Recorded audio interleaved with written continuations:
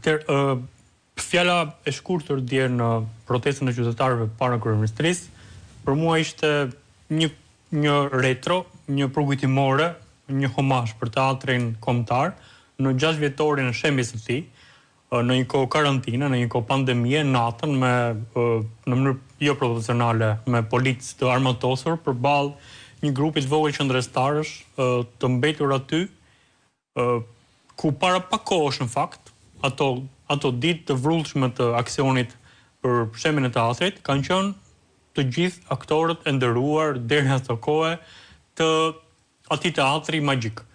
Se çfarë ndodhi në ato ditë, në ndryshimin e qëndrimeve të tyre, të emrave më bik, më të personaliteteve më të mëdha të teatrit edhe kinematografisë shqiptare, të ndryshonin radikalisht qëndrimet e tyre nga kundër në mënyrë radikale në pro shembjes së tij, pas takimeve me ministra, kryeministra dhe kryetar bashkish, për të cilët fatkeqësisht janë gatshëm të bëjnë edhe pjesën e mbetur të burgut.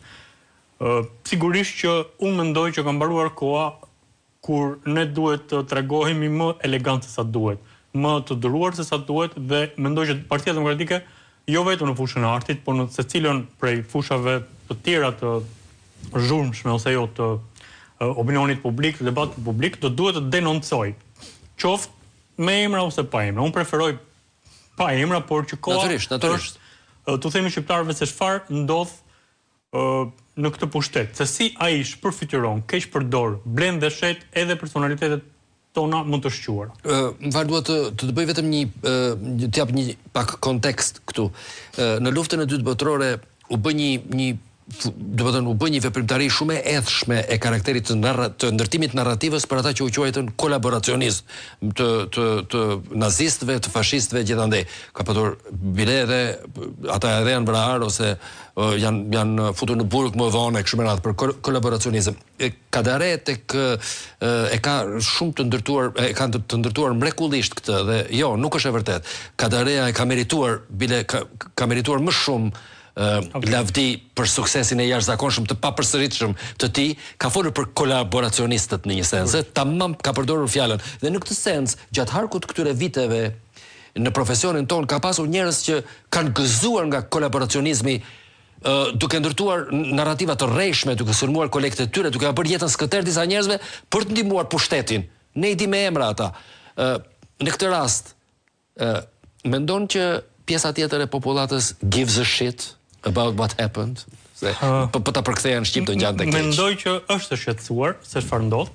Mendoj që e ka arritur të kuptojë që janë ndruar rolet. Pra, qytetarët e thjesht, me që ishin duke folur për teatrin, morën rolin e aktorit kryesor në atë shfaqje dhe aktorët tan brillant, që në fakt unë vlerësoj shumë për çka janë, qëndruan si spektator të asaj shfaqje të shumtuar dhe të dhunshme që ndodhi me tempullin ton të kulturës shqiptare, teatrin kombëtar, dhe patjetër që kanë arritur të kuptojnë që qytetarët e thjesht, ndoshta jo fort intelektualisht, domosdoshmërisht elitar, duhet kuptojnë një ditë se nëse zgjohemi në mëngjes jemi patjetër shumica. Përballë këtyre që për një interes caktuar, për një punë në ministri, për një drejtori, diku për një fëmijë, për një pozicion në një ambasadë caktuar, dhe këto nuk janë imagjinare, janë shembuj konkret, të cilët preferoj t'i them, shesin edhe ato për cilën deri atë ditë ka qenë jeta e tyre, siç ishte skena e teatrit kombëtar, por e theksoj, kjo ndodh në çdo fushë të caktuar.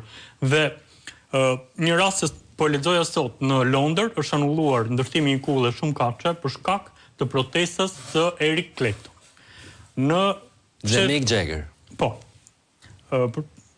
Një grup, në mund të gabojnë Ata të dy. Ata të dy, vetë mjaftëshëm. Në Shtetet e Bashkuara të Amerikës, një tjetër Robert, po aq brillant, De Niro, është vazhdimisht në opozit me Trump. Unë mund të jem dakord me njërin apo me tjetrin, por jam gjithmonë fans i opozitarizmit, i të qenit kundër pushtetit, sidomos kur ai është abuziv, dhe dua të them një detaj të vogël që po e mendoja tani para se të hyj në studio. Duhet ndonjëherë edhe sakrifikojmë, edhe të rrezikojmë. Një ndër shkrimtarët e mi të preferuar, që është Borges, është shkarkuar nga puna nga biblioteka e Buenos Airesit për shkak të qëndrimeve të tij kundër kryetarit të Bashkisë